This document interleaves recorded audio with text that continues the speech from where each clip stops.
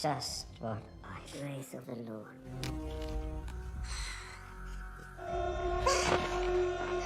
कहानी की शुरुआत में 1973 का समय दिखाया जाता है, जब चिली में राजनीतिक दंगे हो रहे थे और पूरी सरकार अस्थिर हो चुकी थी। अमेरिका जिसका नाम लीना है। लीना जब अपने पायलट और अपने कॉलीग के साथ फ्लाइट से वापस आ रही थी, तभी वो अपने बॉयफ्रेंड डेनियल को देखती है, जो चिली के लोगों के साथ मिलकर सेल्वाडोर को सपोर्ट कर रहा था। लीना अपने साथी से कहती है कि वो उन्हें 4 दिन बाद मिलेगी और इसके बाद वो डेनियल के साथ उसके घर जाती है, जहाँ पे चिली के राष्ट्रपति सेल्वाडोर के बहुत सारे पोस्टर्स होते हैं। दरअसल डेनियल सेल्वाडोर के पोस्टर बनाकर चिली के लोगों की प्रोटेस्ट में मदद करते हैं। हालांकि ये दोनों जर्मन हैं, पर चिली में इन दोनों की जिंदगी बहुत अच्छी है। इनकी जिंदगी बहुत अच्छे से कट रही है। पर अगली सुबह डेनियल को उसके साथियों का कॉल आता है, जिसके बाद डेनियल पूरी तरह से परेशान हो जाते हैं। फलीना वो बताता है कि ऑगस्टो पिनोशे, जो कि यहाँ का प्रेसिडेंट बनना चाहते हैं, उसने पूरी चिली पर कब्जा कर लिया है। उसकी आर्मी उन लोगों को पकड़ रही है जो सेल्वाडोर को सपोर्ट कर रहे हैं। अब ये लोग भागने के लिए घर से बाहर आते हैं। बाहर इन दोनों को अरेस्ट कर लेते हैं। इन दोनों को एक कैंप पे ले जाया जाता है, जहाँ पर और भी बहुत सारे लोग थे।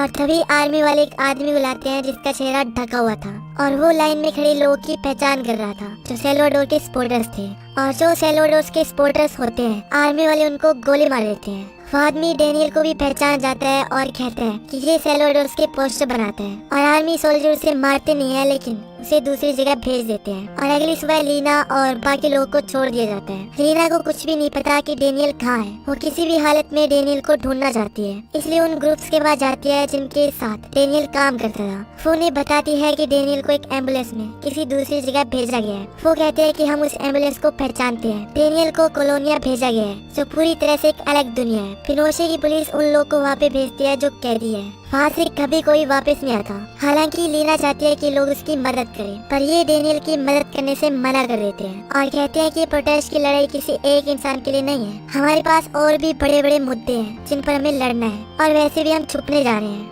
वही डेनियल को दिखाया जाता है जिसे बुरी तरह से टॉर्चर किया जा रहा है, उसे मारा जा रहा है। उसके दिमाग पर इलेक्ट्रिक शॉक दिए जाते हैं, जिससे डेनियल बेहोश हो जाता है। वही लीना कोलोनिया के बारे में जानने के लिए एक आदमी से मिलती है। वो आदमी बताता है कि इस जगह जाना बहुत आसान है, पर वापस आना नामुमकिन। इसके बाद लीना खुद एक नन बनकर कोलोनिया जाती है, और वहाँ पे उसकी मुलाकात एक बूढ़ी औरत से होती है, जो उसे अंदर ले जाती है। ये जगह किसी जेल से कम नहीं होती। वो औरत लीना को एक कमरे में जाने के लिए कहती है। उस कमरे के अंदर पॉल शेफर बैठा होता है। वो लीना से पूछती है कि तुम यहाँ पे क्यों आई हो। लीना कहती है कि मैं ईश्वर के प्रति अपना पूरा जीवन समर्पित करना चाहती हूँ, और मैं जानती हूँ कि तुम एक पवित्र आत्मा हो, तुम ईश्वर समान हो। हालांकि पॉल शुरू में उस पर शक करता है, पर लीना उसे अपने बातों के जाल में फंसा लेती है और पॉल को उस पर विश्वास हो जाता है। इसके बाद वो बूढ़ी औरत लीना को एक रूम में ले जाती है, जहाँ पे और भी बहुत सारे बेड होते हैं। कुछ ही देर में वहाँ पे सभी लड़कियाँ आ जाती है। इन सबको खाने के लिए टेबलेट दी जाती है। किसी को कुछ भी नहीं पता कि ये टेबलेट्स उनको क्यों दी जा रही है। यहाँ पे लड़कियाँ, बच्चे और पुरुष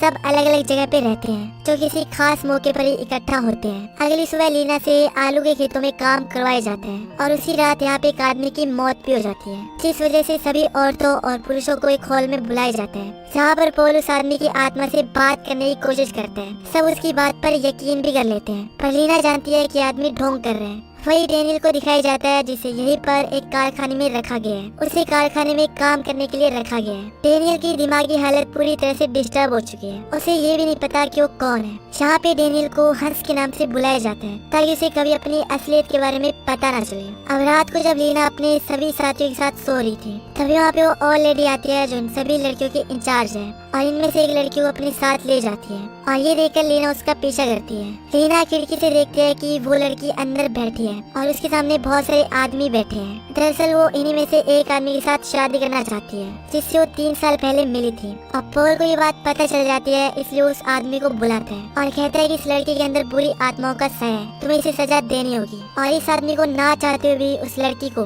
जिससे वो प्यार करते हैं, उसे मारना पड़ता है। इसके बाद पॉल यहाँ पे जितने भी लोग बैठे होते हैं, उन सबको उस लड़की को सजा देने के लिए कहता है। लीना खिड़की से ये सब देख रही थी, और वहीं उसे डेनियल भी दिखता है, जो अजीब अजीब हरकतें कर रहा था। वो समझ जाती है कि उसकी दिमागी हालत ठीक नहीं है, पर तभी एक आदमी लीना को देख लेता है, पर इससे पहले कि पॉल उसे देखता, लीना भागकर अपने कमरे में आ जाती है और अपने बेड पे सो जाती है। पॉल यहाँ पे आता है और देखता है कि सभी लड़कियां सो रही है, इसलिए उन सभी लड़कियों के इंचार्ज को बुरी तरह से मारता है। पर उसे कहीं न कहीं शक जरूर है कि वो लड़की कोई और नहीं बल्कि लीना ही है। इसलिए अगली रात एक बार फिर से आदमियों की उसी तरह से गैदरिंग होती है जिस तरह एक रात पहले हुई थी, और सबके सामने लीना बैठी होती है। पॉल सबको कहता है कि लीना के अंदर बुरी आत्मा है। वो लीना को मारता है और सबको उसे मारने के लिए कहता है। वही दूसरी तरफ डेनियल को दिखाया जाता है। डेनियल की दिमागी हालत एकदम सही है, वो सिर्फ पागल होने का नाटक कर रहा है और अब वो वहाँ से टॉर्च लेकर बाहर निकलता है ताकि वो यहाँ से भाग सके। पर उसका पैर एक तार से टकराता है जिस वजह से यहाँ का सायरन बच जाता है और हॉल में बैठे सभी आदमी जो लीना को मारने वाले थे वो सबके सब बाहर आ जाते हैं। डेनियल लोहे की दीवारों को लांघना चाहता है पर उसे बिजली का एक जोरदार झटका लगता है जिस वजह से वो बेहोश हो जाता है। सबको लगता है कि डेनियल की दिमागी हालत सही नहीं है, इसलिए शायद वो यहाँ तक आ गया। अब लीना को भी यहाँ पे 4 महीने से ज्यादा वक्त हो चुका है। पॉल कॉलोनिया में रहने वालों के साथ न सिर्फ अत्याचार करता है बल्कि वो छोटे बच्चों का शोषण भी करता है। अब कुछ दिनों बाद यहाँ कॉलोनिया के अंदर कुछ गेस्ट आते हैं और जब भी कॉलोनिया में गेस्ट आते हैं तो मेल्स और फीमेल्स दोनों इनका एक साथ स्वागत करते हैं। वो बाहर से आए हुए गेस्ट को ये दिखाते हैं कि यहाँ सब कुछ बहुत अच्छा है, शाम की जिंदगी खुशहाल है। और पहली बार डेनियल लीना को देखता है। डेनियल लीना का हाथ पकड़ लेता है। लीना कहती है कि आज उसकी आलू के गोदाम में ड्यूटी लगी है, वो उसी रात को वहाँ पे मिले। और जब डेनियल का इंचार्ज सबको ड्यूटी दे रहा था तो डेनियल गार्ड से ड्यूटी ले लेता है और वो आलू के गोदाम में पहुँच जाता है जहाँ पर लीना होती है, जहाँ पर डेनियल लीना से माफी मांगता है क्योंकि उसे लग रहा था कि उस दिन उसके फोटो खींचने से लीना आज उसके साथ यहाँ पे फंसी हुई है। पर लीना उसे बताती है कि उसे छोड़ दिया गया था और वो यहाँ पे सिर्फ उसके लिए आई है। बात करते करते डेनियल का पैर एक नीचे खोखली जगह से टकराता है और जब उस जगह को देखते हैं तो वो एक तहखाना था और डेनियल जब अंदर जाके देखता है तो यहाँ एक लंबी सुरंग थी। वो धीरे धीरे आगे बढ़ता है, तभी बाहर लीना को गाड़ी की आवाज आती है। लीना डेनियल को आवाज लगाती है और तहखाने के ढक्कन को ऊपर से बंद कर देती है। अब यहाँ लीना की इंचार्ज आती है और उसे अपने साथ ले जाती है। वही डेनियल जब सुरंग में आगे बढ़ता है तो वो उस रूम को भी देखते हैं जहाँ भी उसे इलेक्ट्रिक शॉक दिए गए थे और ये रूम देखकर वो आपे से बाहर हो जाते हैं। अब अगले दिन डेनियल के मेडिकल टेस्ट किए जाते हैं। यहाँ पे एक नर्स भी होती है जो लीना के साथ रहती है और जब वो डेनियल के कपड़े उठाती है तो उन कपड़ों में उसे एक क्रॉस मिलता है जिसके अंदर लीना और डेनियल की फोटो होती है। ये क्रॉस लीना ने डेनियल को दिया था। नर्स समझ जाती है कि ये दोनों एक साथ हैं और इसी के लिए लीना यहाँ पे आई है। इसके बाद हम देखते हैं कि एक बार फिर से लीना और डेनियल आलू के गोदाम में मिलते हैं जहाँ पे डेनियल लीना को बताता है कि ये सुरंगें मीलों लंबी फैली हुई है। मैंने यहाँ पे एक गेट भी देखा है जो पूरी तरह से लॉक्ड है और मुझे पूरा विश्वास है कि वो रास्ता कॉलोनी से बाहर जाता है। हमें कल रात को यहाँ से निकलना होगा क्योंकि एक बार अगर मेरी मेडिकल रिपोर्ट आ गई तो ये मुझे जहरीली गैसें देके मार देंगे। वो लीना को बताता है कि जहाँ पे मैं काम करता हूँ वहाँ पे मुझे एक कैमरा मिला है जिससे मैंने अंदर टॉर्चर रूम में सुरंग की फोटो खींच ली है। तभी नई गाड़ी की आवाज आती है और लीना समझ जाती है कि तुम्हें जो भी कहना है कह दो, इतना क्यों डरते हो?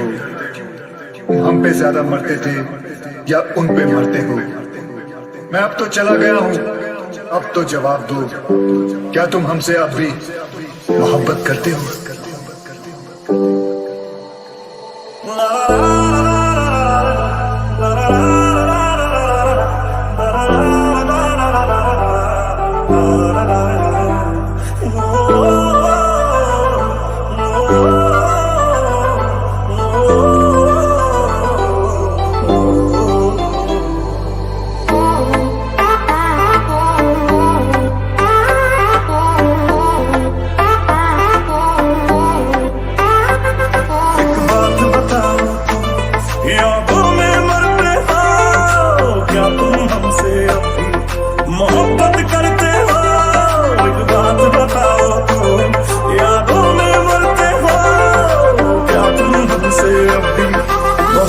करते हो तुम जिनके हो अभी उनके बारे बताना, क्या आता है उनको तुम्हें चुप कराना। तुम जिनके हो अभी उनके बारे बताना, क्या आता है उनको तुम्हें चुप कराना। जानीले रो रो तुम समंदर भर दिए, क्या तुम भी रो रो नदियां भरते हो। एक बात बताओ, यादों में मरते हो, क्या तुम हमसे मोहब्बत करते हो?